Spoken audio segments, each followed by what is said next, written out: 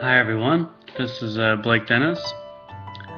For my lecture application 3 assignment, I chose to go to a Buddhist temple prayer service.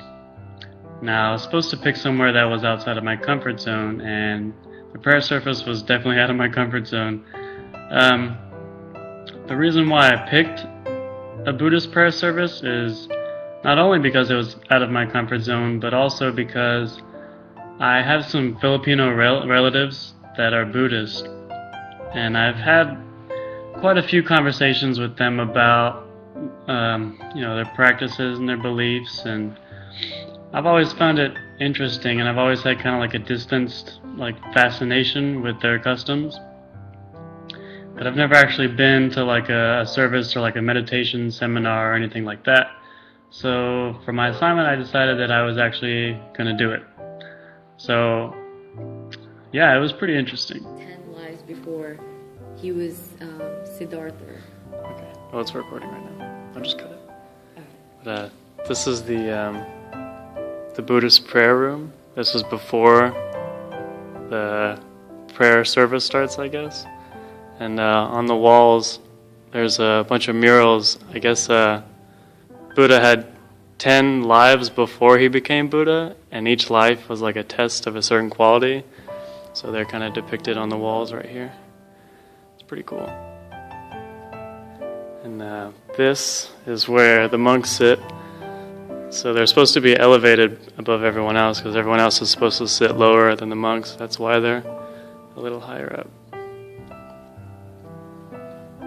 This is my brown friend, Loach. Yeah, here's some of the murals on the wall. Now, every time that I have been to a Buddhist temple, I'm always amazed at how intricate and the buildings are, and how much attention to detail they pay to what they consider to be the past of Buddha. Now, something I learned today is that, well, more in detail, is that Buddha, or Siddhartha Buddha, is his full name, was actually not Buddha before, if that makes sense. He actually lived 10 lives prior to being Buddha. So in each life he was a different person, he had a different name, and in each life he was basically going through like a trial, and he had to complete some task in that lifetime, and then he would move on to the next. And then if he completed all 10, then in his final lifetime he would be considered the Buddha. And I didn't really know that. I didn't know that he wasn't always Buddha. He was, I guess 10 other people technically before he was a Buddha. And at this temple, there was a lot of different shrines around the big temple building itself, I guess. And they're like shrines that are depicting like different parts of Buddha's life. Like there was a tree that supposedly signified where Buddha spent his many months, years meditating under, and that's the tree that, that's their idea of what the tree looks like, kind of thing. So that was cool. They also have a place where inside the shrine it kind of has like it depicts like there's little statues and like little shrine trinkets and things like that, but it depicts where his first 5 monks that first started to follow him first met at like a like a gathering, and then after that they started to spread Buddhism. There was also a really cool shrine actually depicting the death of Buddha. And so I guess in Buddhism they always lay their dead in a certain way, and they also always burn their dead afterwards. So that was pretty cool to see how they depict Buddha dying. But when the prayer service started and we first walked into the main building, it was very quiet.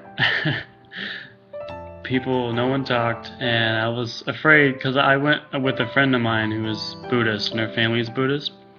So I wanted to ask her questions, but I didn't. I refrained. So I just kind of sat quiet, and the monks came in. They had their robes. It's like a three-piece robe. It's real simple, and they don't really have anything under it.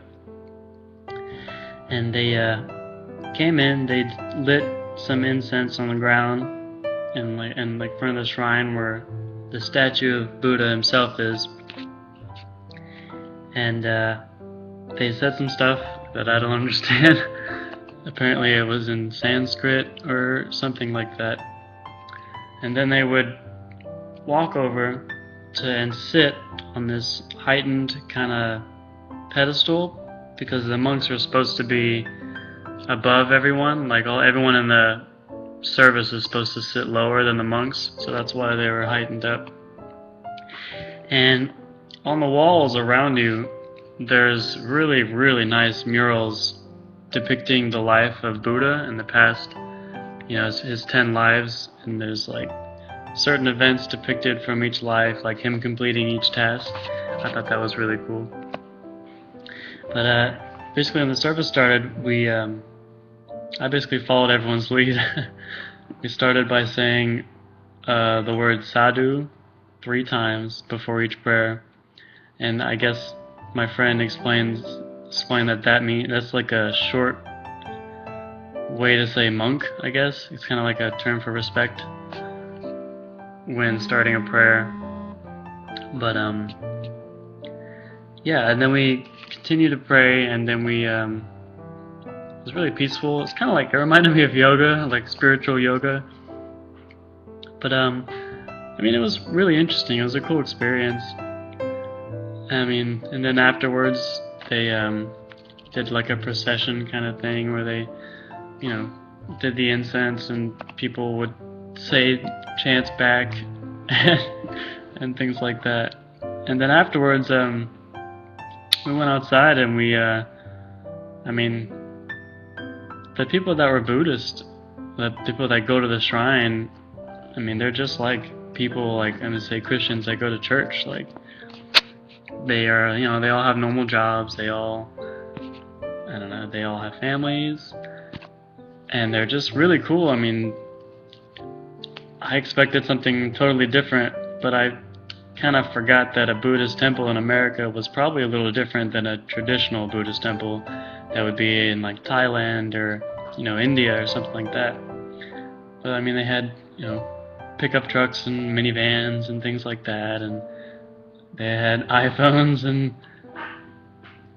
smartphones, which probably isn't technically what the Buddhist custom is supposed to be about, because from what I understand from the Buddhist custom is they're supposed to be living in a way that is like content with, getting by with, a minimum amount of material possessions, and they don't really require anything else and don't ask for anything else.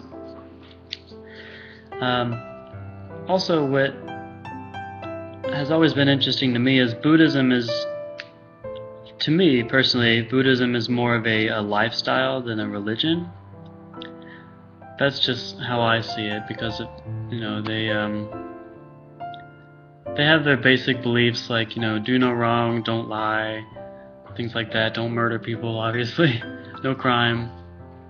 But at the same time, they're not really, they don't have like there's no predestination, like you're going to hell or you're going to heaven or anything like that. They don't really worry about premarital sex, things like that. They kind